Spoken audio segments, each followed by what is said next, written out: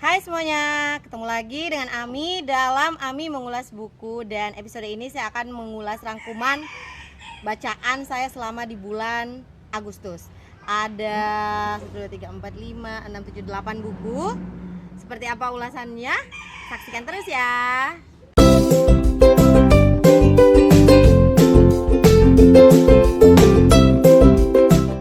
Buku pertama adalah buku tentang kebudayaan Tionghoa dengan judul Parakan Living Heritage. Buku ini saya pilih waktu ada kegiatan mengulas bulanan di komunitas kami Rumah Relawan Remaja.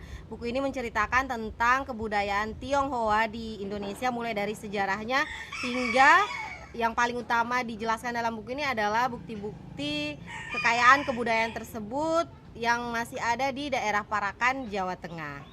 Buku selanjutnya adalah buku berjudul Kain Ulos dari Danau Toba. Buku ini menceritakan tentang perkembangan kain ulos yang merupakan sebuah khas dari daerah Danau Toba. Dijelaskan tentang sejarahnya, lalu kemudian proses pembuatannya, jenis-jenisnya yang memiliki banyak makna budaya yang sekarang pelan-pelan nampaknya tergerus oleh zaman. Dan di sini ada tantangan yang sedang dihadapi oleh penenun dari kain ulos itu sendiri serta solusi yang coba ditawarkan.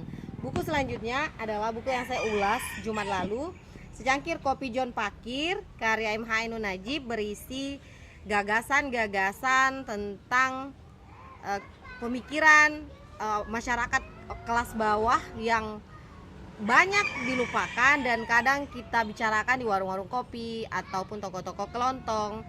Dan bahasa dijelaskan oleh M. H. Ainun Najib di sini sangat mudah dan membuat kita larut dalam lebih dari 150 tulisan pendek tapi memiliki kesan yang mendalam. Memahami bagaimana kemanusiaan, bagaimana memahami wacana menerima diri sendiri, bagaimana memahami tentang glorifikasi kesuksesan saat ini, dan masih banyak lagi.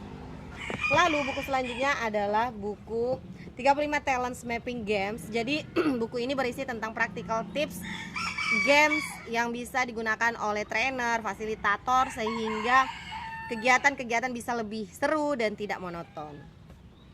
Lalu buku masih ingatkah kau jalan pulang? Buku kumpulan puisi karya Sapardi Djoko Damono dan Rintik Seduh. Jadi buku ini adalah kolaborasi, tapi di sini dijelaskan bahwa kolaborasi ini bukan antara Eyang Sapardi dan Rintik Seduh saling mengeluarkan tulisan masing-masing lalu dikumpulkan dan menjadi buku ini. Tapi Eyang Sapardi mendengarkan dulu semesta dari Rintik Seduh lalu menuliskannya dalam puisi.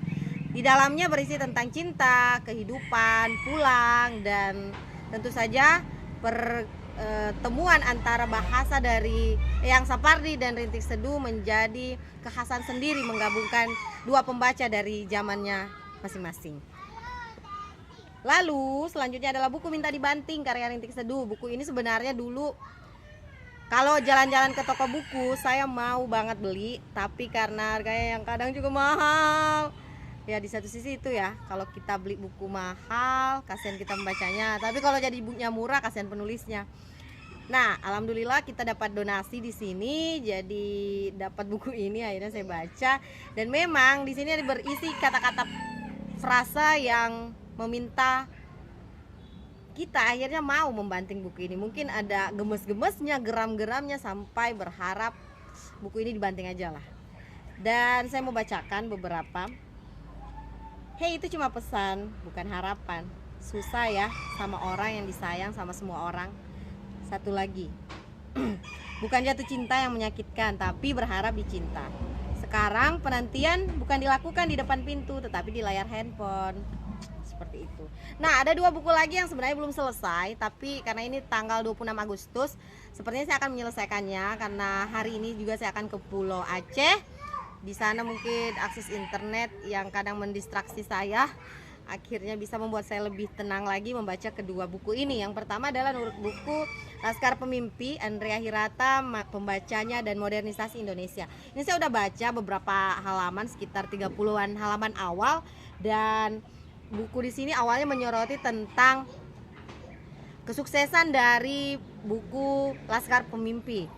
Tapi kemudian seorang penulis bernama Nur Hadi Sirimorok, ini penulis terkenal juga tentang kritik sosial, kritik-kritik pendidikan, menuliskan pandangannya tentang seperti apa sih sebenarnya hal lain dari Laskar Pemimpi. Saya mungkin akan membuat ulasan lain tentang buku ini setelah saya menyelesaikan buku ini sampai akhir. Dan harapannya akhir bulan Agustus tanggal Selasa ya, semoga udah bisa selesai sih. Lalu yang selanjutnya ada novel Ayu Utami berjudul Saman. Ini novel terkenal banget di tahun 98. Nah, waktu itu ini novel yang cukup kontroversial dan menjadi buah bibir di kalangan karya sastra di karya sastra Indonesia pada saat itu. Ini menceritakan tentang persahabatan para perempuan yang juga ada unsur seksualitasnya, tapi juga menyoroti kondisi perpolitikan pada saat itu. Tadi ulasan bukunya, semoga bermanfaat dan semakin semangat buat terus membaca buku. Sampai jumpa di video-video selanjutnya. Dadah, tetap semangat dan stay safe.